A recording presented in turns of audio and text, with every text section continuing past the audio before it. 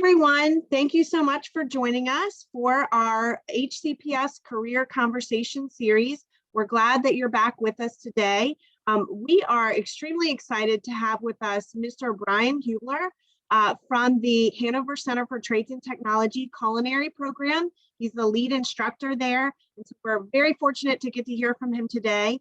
And really to just start us off, Mr. Hubler is going to share a little bit with us about his role there at the school, as well as kind of how he got to where he is today in his personal career journey. So, Mr. Hubler, thank you for being with us, and I'll hand it right over to you. Hi, everybody. Chef Hubler. I'm the lead culinary teacher, or the second lead in culinary for the Hanover Trades and Technology Center.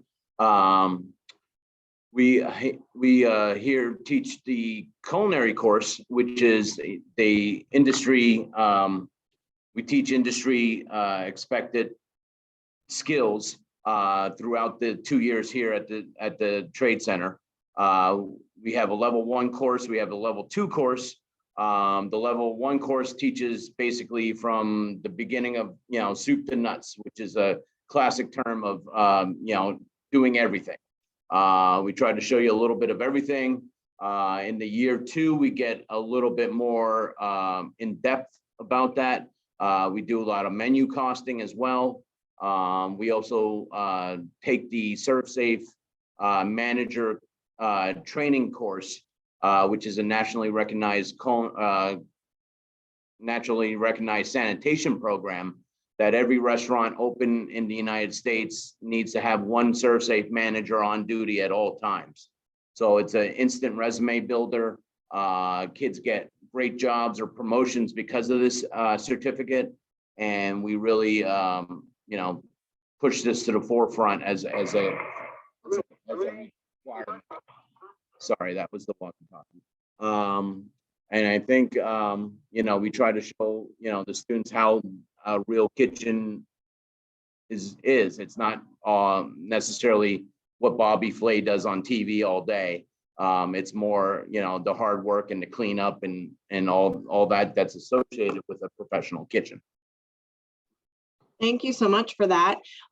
Would you mind sharing a little bit with us about some of these questions? I'm going to just go forward to the next slide. Sure. And if you could just answer these questions for us as well. Yes, so in the Virginia State competencies, we are culinary is umbrellaed under hospitality and tourism. So anything that you associate with going on vacation or going out to eat or going to a hotel, even resorts or, that sort of thing, we're all kind of underneath that umbrella of that, of those careers. Not all of our students go into culinary after they leave our program. They go into hotels, they go into, some catering. They definitely have other career goals after this, but it helps with the food service aspect, of which all of these careers have some sort of relationship to, whether they're the boss of them or they, need them to work with them to help the hotel, be successful or anything of that nature. The resorts, everybody has food service. So it is a very basic way to get familiar with all these, programs. How about shadowing opportunities, or are there students that get to do those types of things, or do you have connections with your program with outside companies? How would students go about that? So here at the Trade Center, we have a Ready, Set, Hire night, which is a mock interview night. We get exposures to the opportunities that are out there. We do a cafe day as well, which is the students come up with a food truck style menu, 4 or 5 items, nothing too lengthy, and they plan the food, they write the marketing stuff, they promote it, they cook it, they cost it out, and then they serve it to the guests, which is our instead of the students coming up to the snack machines or having, nothing to eat in the afternoons after lunch, we come up and they buy food from our students and as a real sort of customer sort of situation. Sounds really interesting and very exciting. Yes. So you had already touched a little bit on certifications, but just generally speaking, can you share the types of certifications that students do receive in the program and why that's important? Absolutely. It is the Serve Safe certification program. It's the manager certificate. They take it in year 2.